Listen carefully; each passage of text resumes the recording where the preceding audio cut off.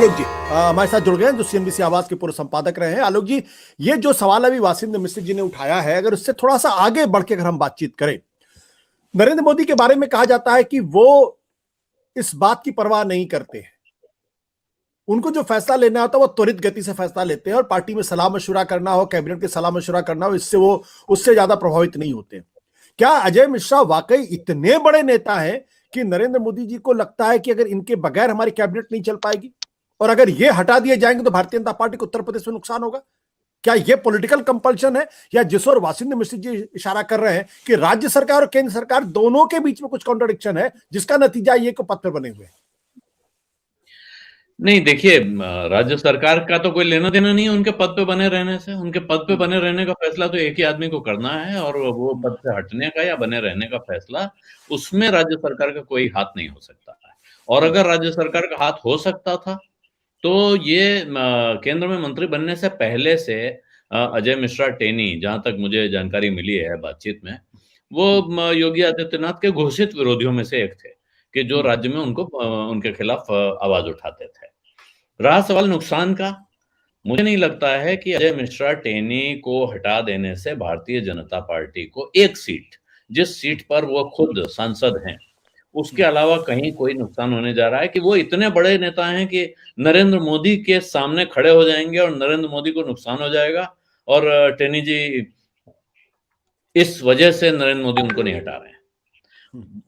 जहां तक इस मुकदमे का या इस अपराध का सवाल है, तो इसको देखकर तो प्रधानमंत्री नरेंद्र मोदी अपने सहयोगी भारत के माननीय केंद्रीय गृह राज्य मंत्री अजय मिश्रा टेनी को हटाने नहीं जा रहे हैं, मेरा ख्याल है। इससे नहीं हटाते हैं, इसको देखकर। क्यों?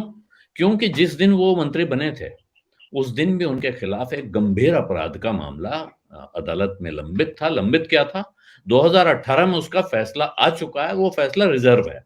उस फैसले में क्या लिखा है हमको किसी को नहीं पता है, लेकिन वो गंभीर मामला है, हत्या का मामला है, जिसमें वो खुद नामजद थे। ऐसा नहीं है कि वो उनके बेटे के खिलाफ, भतीजे के खिलाफ था। इसलिए इस तरह की घटना होने से कोई पार्टी की या केंद्रीय नेतृत्व के दिमाग पर असर पड़ रहा है, वो नहीं है। लेकिन जिस परिस्थितियों में यह बात सामने आई है, उस लखीमपुर कांड के लिए उन पर आरोप लग रहा है, जिस लखीमपुर कांड ने एक से किसान आंदोलन को पुनर्जागृत किया, और उन किसानों की मांग है, एक प्रमुख मांगों में से एक थी कि अजय मिश्रा टेनी के खिलाफ मुकदमा हो, इनको पद से हटाया जाए। इसके बावजूद अगर वो आज तक नहीं हटे हैं, तो उसकी एक ही वजह मानी जा सकती है, और वो वही है जो किसान आंदोलन के इतने लंबे समय तक खींचने की वजह है कि प्रधानमंत्री ये नहीं चाहते हैं कि वो दिखे कि वो किसी के दबाव में आ गए और उन्होंने कोई फैसला कर लिया। अगर किसान ये मांग नहीं कर रहे होते और इस तरह का जो एसआईटी की जांच आई है इसका नतीजा आया होता, तो शायद वो बुलाते, हल्के से कहते कि भाई अब आप इस्तीफा दे दीजिए, नहीं तो हम आपका विभाग बदल रहे हैं। पहली मांग, शुरुआती मांग, आपको याद होगा, ये भी थी कि अगर आप इनका विभाग भी बदल दें, क्योंकि गृह राज्य मंत्री हैं, वो गृह मंत्रालय जो पुलिस चलाता है, जिसके तहत पुलिस के अफसर होते हैं, वहां सीधे सीधे कॉन्फ्लिक्ट ऑफ इंटरेस्ट का मामला है ना। लेकिन मुझे अब ऐसा लगता है, एक कि इनको जाना तो पड़ेगा। ये संभव नहीं है कि अजय मिश्रा टेनी बने रहें, लेकिन शायद, और वक्त नहीं लगता है। प्रधानमंत्री नरेंद्र मोदी, जैसा आपने कहा कि वो तुरंत फैसला लेने के लिए जाने जाते हैं, वो दिमाग में साफ होगा क्या करना है। शायद किसी सही दिन का इंतजार कर रहे हैं, जिस तरह से उन्होंने एक दिन अचानक सुबह 8 बजे राष्ट्र के नाम संदेश दिया कि मैं किसान कानून वापस ले रहा हूं, उसी तरह शायद किसी मौके का इंतजार हो रहा है जहां ये मामला नुकसान पहुंचाने के बजाय फायदा पहुंचाने वाला बन सके। आलोक जी, आपने दो तीन बातें कही, लेकिन ये जो बात आपने कही है कि दबाव में नहीं आते, ये दबाव में नहीं आते हुए दिखना वो चाहते हैं। हाँ, लेकिन ये तो मैं मान सकता हूं, विपक्ष के दबाव में नहीं आना, लेकिन जिस तरीके से मीडिया के साथ बदसलूकी, मारपीट करने की नौबत, गाली गलौज करना, ये तो विशुद्ध तौर पर एक मंत्री के तौर पर और नरेंद्र मोदी की सरकार के माथे पर एक कलंक जैसा है।